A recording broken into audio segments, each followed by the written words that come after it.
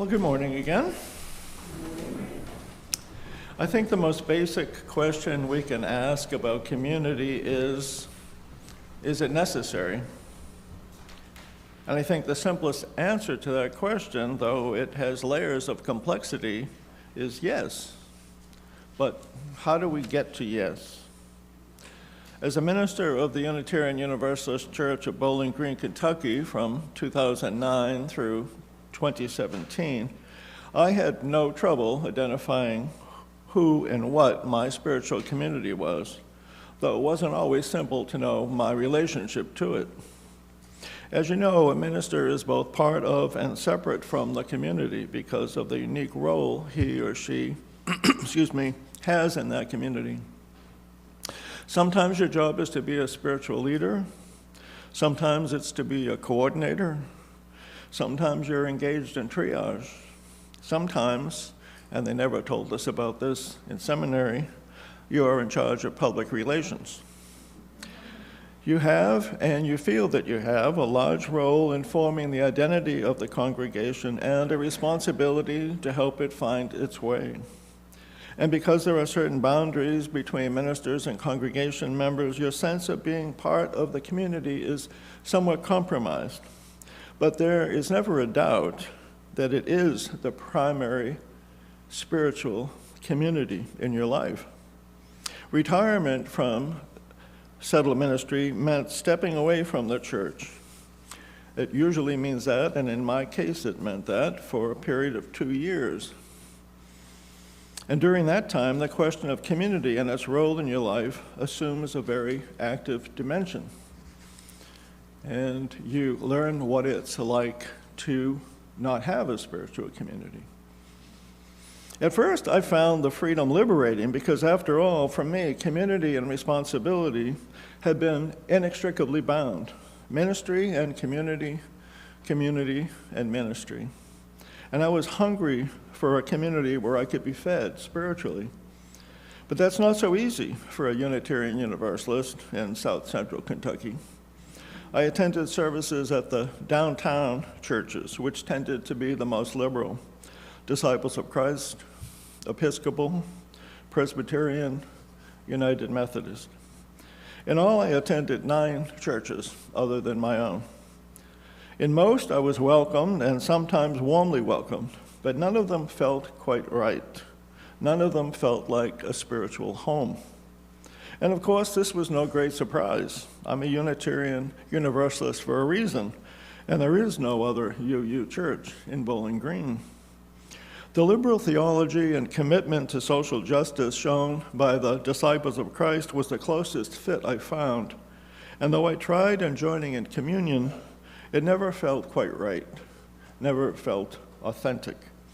It was all very complicated. But I came away from that experience knowing more deeply than ever that finding the right church was as much a matter of what it felt like in the sanctuary as it was the belief system. Thought and feeling are partners in the search for truth and meaning. Most of you here today have been members of this church for years, even decades. I think it's safe to say then that you have found the church that is right for you, or at least which is as right as it's likely to get. And for most of you, this church has become the right church because you've worked to make it that way, worked to help nurture it along so that it best reflects your understanding of what makes a kind and just and warm and welcoming community. And that work has not always been easy, but few of us expected it would be. It has demanded of you a healthy share of time, talent, and treasure, all of which are dimensions of stewardship. Stewardship, as I best understand it, can be expressed as showing care for those things we care about. We are stewards of our homes, of our automobiles, of our families, of our church community, even of our democracy. Those things we love, we are willing to make time for, and are willing even to make sacrifice, giving up some of the things that give us pleasure, time, rest, and leisure when raising a family, in order that the persons and things we care about can thrive and have a chance to live and breathe and serve another day.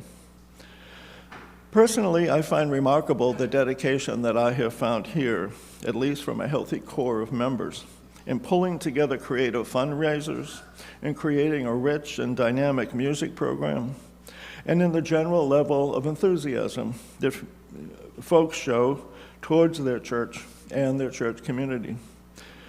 The word community is bandied about quite a bit these days, often enough that you can be forgiven for not knowing quite what people mean when they use the word. The business community, the LGBTQIA community, the religious community, the social work community, the African American community, the education community, the insurance community, the spiritual community. Some of these communities baffle me. The business community, for instance. I recognize that businesses and a community have certain common interests, but they are so often in competition, it makes me wonder how the term community applies. I'm a little bit like Dilbert that way.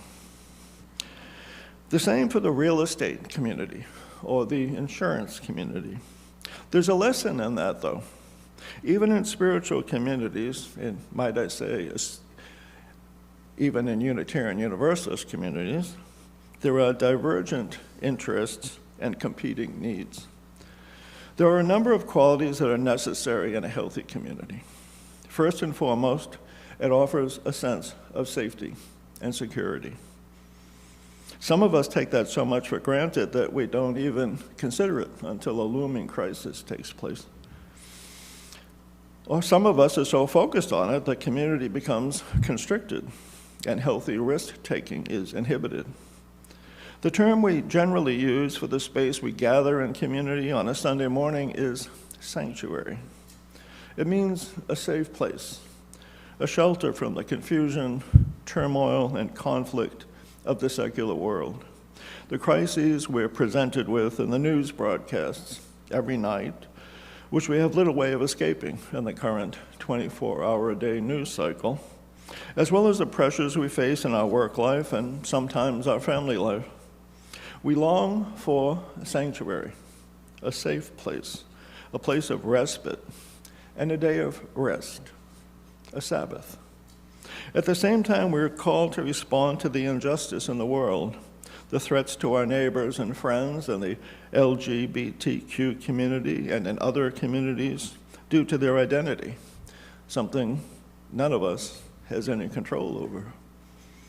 We all want our identities to be respected, and persons of good conscience are willing to take a stand to ensure that the diversity present in human identity is respected and protected.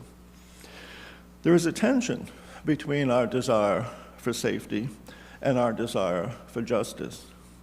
And in a spiritual community, that tension is accepted, respected, and understood as part of what it means to be human religiously and in community. Living with and in that tension is part of what we understand it means to be good. A healthy spiritual community values both safety and security and the challenge of change, both in ourselves and in the world at large. A healthy spiritual community exhibits respect for others and for the point of view of others, and is willing to engage in healthy dialogue and a search for truth. And this respect extends to all kinds of communication.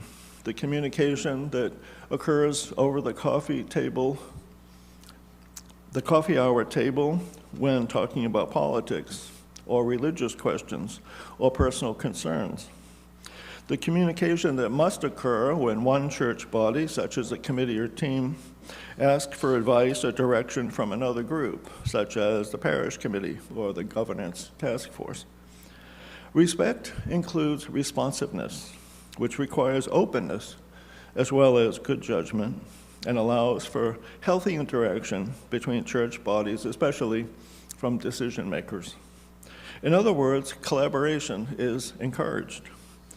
That collaboration is effective when trust has been established, and trust is based on openness and respect. The more you examine what goes into making a healthy community, the more you see that it is like a net made of various strands that connect, interconnect, and reinforce one another. A network of mutuality, as Reverend Martin Luther King might say. Safety and security, openness, respect, responsiveness, collaboration, and challenge are all necessary and are all part of this network. These virtues help make up who we are in community, based on whom we want to be. And so we should always be asking ourselves, how can I encourage this community to fulfill its mission? What is my role? Communities have value to the persons who live within them and make them what they are, and the way we interact with each other is how we create culture. The culture of a community is created by the quality of its interactions, and when we bring our best selves to those interactions, we positively affect the way our culture is formed. A healthy spiritual community does more than this, though.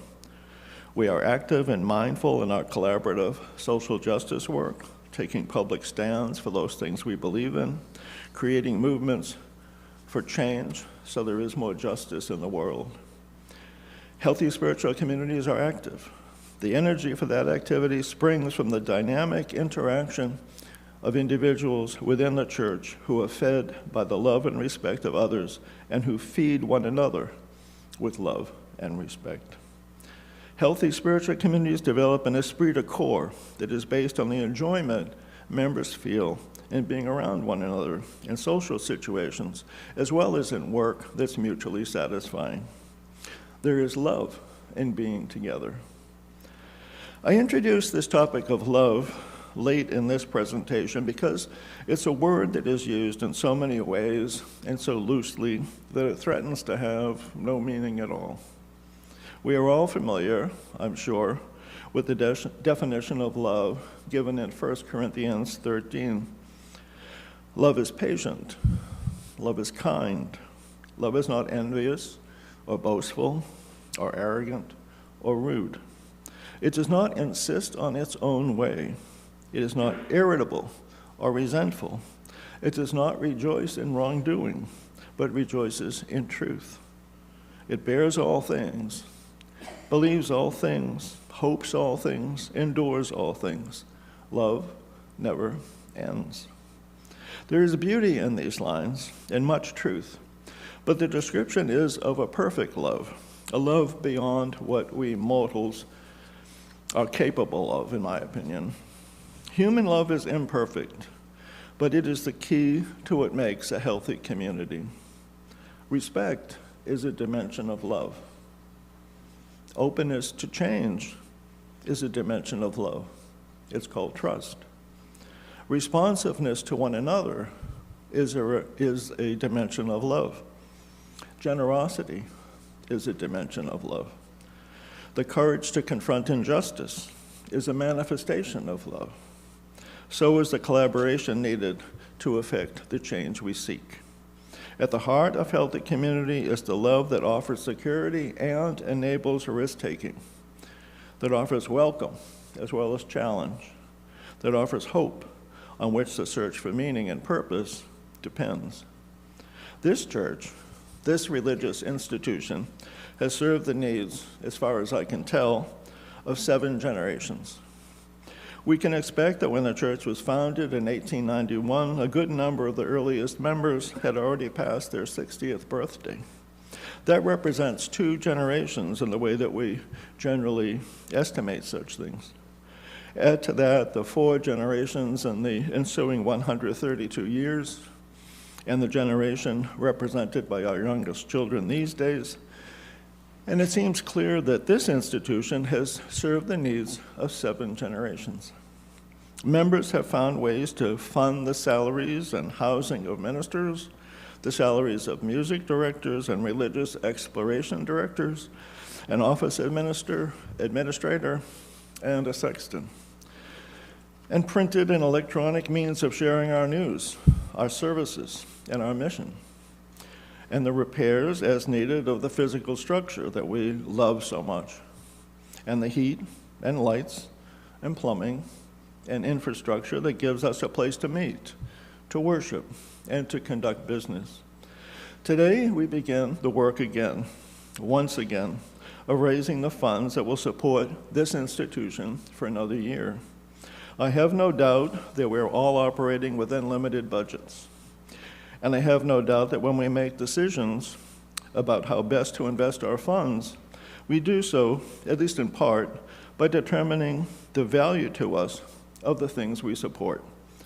For me, a spiritual community holds a high place in my scale of values, especially since I learned what it was like to be deprived of one. The Sunday service provides a touchstone for the week. It roots us in community when the vicissitudes of life challenges can make us wonder where our roots are. The message, the music, the companionship, the opportunity to learn from one another, the opportunity to serve, all contribute to the sense of meaning that church membership includes. We here and at home, are the ones who make church happen. There is no national organization that helps us pay our bills. Blessings such as the recent generous donation from the family of Avis Clay don't come often. The place we love, the place that houses us, challenges us, moves us, and helps us cope, is a place supported by us, by our pitching in and helping out, by hosting our Sunday coffee hour, by volunteering to tend the memorial garden, to physically work to maintain the building and the grounds, to sing in the choir, to move chairs and tables, to give generously financially. Together, we build community. Community is indeed built. It does not come about on its own. It's built through the work of loving hands and hearts. It's work, but it can be joyful work if it's done in the spirit of joy. Building community means confronting challenges and receiving rewards. The reward, perhaps ironically, perhaps appropriately, is the love that is created when we work in the spirit of love. Love generates love. That's the great lesson. Together, we share in that love. Together, we build community. So, let us commit to do that in the best ways that we can, with our hands and hearts and financial support, all. All of it is stewardship, and there are no stewards but us. Together we can and together we will continue to sustain the institution that provides us with sanctuary, companionship, community, commitment, love, and the peace in our hearts that gives meaning to the lives we lead.